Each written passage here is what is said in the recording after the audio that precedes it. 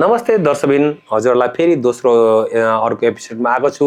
तपाईलाई आजको एपिसोडमा कस्ता मान्छेहरू दुर्घटना हुन्छन्, कस्ता मान्छेको अल्प आयु हुन्छ, कस्तो मान्छेहरू झमेला पर्न सक्छन्, एक्सिडेन्ट पर्न सक्छ, हातखुट्टा भाँचिन सक्छ, वा तपाईलाई कस्तो मान्छेहरू बिचैमा मर्ने योग हुन्छ भन्ने कुरा आयो।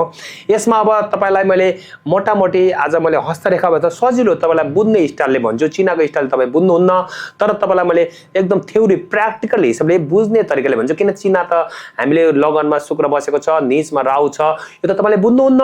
त्यसकारण ज्योतिषमा तपाईले त्यही भएर हाम्रो पण्डितहरूको विश्वास तपाईँ नेपाली समाजमा हराउँदै गयो।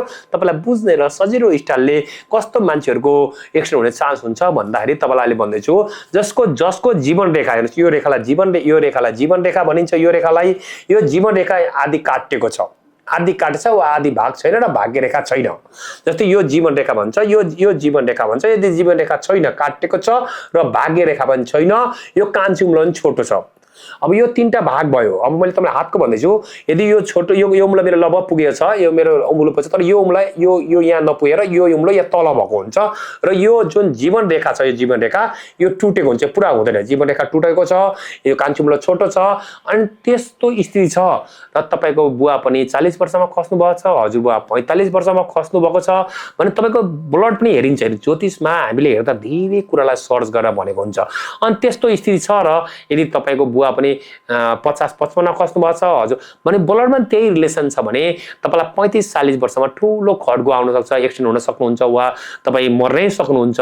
अब यसको उपाय गर्नु भने केही न केही टर्छ, तर तपाईको लाइफमा ठूलो झमेला आउँदैछ, एक्सिडेन्ट हुन्छ वा तपाईँ ठूलो लस हुन्छ, बिचमा तपाईको लाइफमा ठूलो लफडा आउँदैछ भनेर संकेत दिएको। किन तपाईको बुवा पनि 40-45 वर्षमा खस्नु भएको थियो, तपाईको कान्छी उम्रमा। किन हरेकको मान्छेको हातहरू कुण्डली त्यसको ब्लडमा धेरै इफेक्ट पर्छ। किन कुनै मान्छेले जस्तै बुवा पनि 50 वर्षमा 45 वर्ष 50मा खस्नु भयो, आमा पनि हजुरबुवा पनि 50-55 वर्षमा खस्नु भयो, तपाईको जीवन रेखा टुटेको छ, कान्छी उम्ला छोटो छ भने तपाईँ पनि 40-45 35-40 वर्षमा ठुलो खड्गो आउँछ कि तपाईको एक्सिडेन्ट हुन्छ वा कि मर्नुहुन्छ, केही न केही झमेला हुन्छ है भन्ने त्यो संकेत हो। हेर्नुहोस्, ज्योतिषमा संकेत बहुत भूमिका दिन्छ। तपाईको हात हेरेर तपाईको एक्सिडेन्ट हुन्छ हुँदैन हामी भन्न सक्छौँ।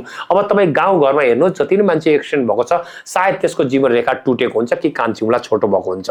याद गर्नुहोस्, यो कान्छी उम्ला छोटो छ, जीवन रेखा टुटेको छ भने 100% तपाईको एक्सिडेन्ट हुन्छ कि तपाईको ठुलो लफडा झमेला हुन्छ भन्नु। मृत्यु योगको तलको छ। यस्तो मान्छेहरू धेरै मैले भनेको पनि थिएँ।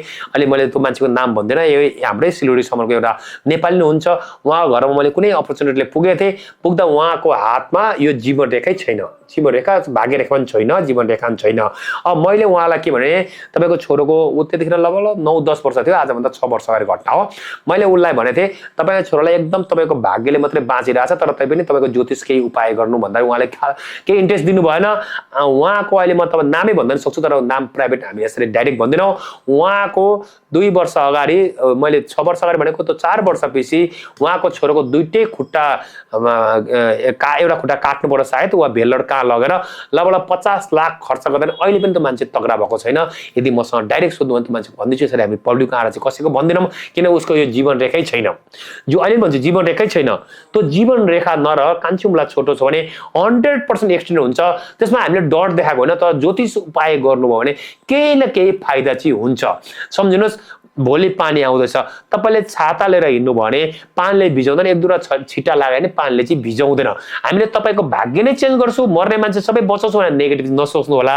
किनभने कुनै मर्ने मान्छे बचाउने भए त हामी अमेरिका गइहाल्थ्यौँ, अरब 400 करोडको भएर हामी अमेरिकाले नासाले लगिहाल्थ्यो नि। तर केही न केही मात्रामा सल्भ चाहिँ हुन्छ। त्यस कारणले उसले इन्ट्रेस्ट दिएनन्। किनभने अहिले भन्छु, कति साथीभाइले ज्योतिषलाई नेगेटिभ हेर्दै हुन्छ। नेगेटिभ नहेर्नु, तपाईँको जीवन रेखा र भाग्य रेखा छैन र कान्छी उम्ला टुटेको छ भने सर्च गर्न जानु गाउँमा, जति पनि एक्सिडेन्ट भएको मान्छे छ, जति पनि मृत्यु भएको छ, यो हुने चान्स 99% हुन्छ, 99% हुन्छ। यस्तो भयो भने त्यो मान्छेको घरमा केही ज्योतिष उपाय गरियो भने, जस्तै दुईटा खुट्टा भाँचे ठाउँमा एउटा खुट्टा भाँचेर ऊ जस्तै मरिहाल्ने ठाउँमा मरे तुल्य भएर बाँच्नु पर्ला, केही न केही सल्भ चाहिँ हुन्छ। यो अब आजको एपिसोडमा कस्ता मान्छे एक्सिडेन्ट हुन्छ भन्ने बारेमा भने। यसरी तपाईँहरूको हरेकमा हेर्नुहोस्, मैले यो सर्च, मैले भनेको कुराहरू गाउँघरमा गएर सर्च गर्नुहोस्, 10 जना मान्छेलाई सर्च गर्नुहोस् जसको मृत्यु भएको छ, जसको तपाईँको एक्सिडेन्ट भएको छ, त्यो मान्छेको हेर्नु जीवन रेखा र भाग्य रेखा हुँदैन। जीवन रेखा टुटेको हुन्छ, भाग्य रेखा हुँदैन। कति वर्षमा जीवन रेखा टुटेको छ त्यो हिसाब गरेर हामी यति वर्षमा यस्तो हुन्छ भन्छौँ। जस्तै जीवन रेखा टुटेर कान्छी उम्लान छोटो छ र भाग्य रेखा छैन भने त्यो हुने चान्स 100 मा 99% हुन्छ। अब आक्कल झुक्कल कसैको 10 जनामा जस्तै एकजना हुँदैन, त्यसलाई हामीले जस्तै के न कनो हुँदैन, नहुनुपर्ने किन कनो भने अपवाद त हरेक कुरामा हुन्छ, तर बहुत कम हुन्छ मेरो ज्योतिषमा चाहिँ अपवाद।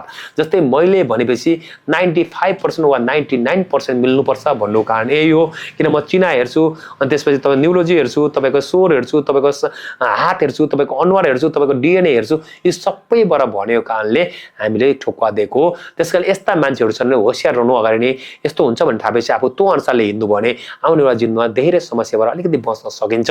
तपाईँहरूले यसरी नै खुसी र माया दिँदै हुनुहुन्छ। अहिले यो एपिसोडमा भने कस्ता मान्छे एक्सिडेन्ट पर्छन्, कस्ता मान्छेको मृत्यु योग छ, यो भने अर्को एपिसोडमा फेरि अर्को कुरा लिएर आउँछु। यति भन्दै बिदा चाहन्छु। धन्यवाद।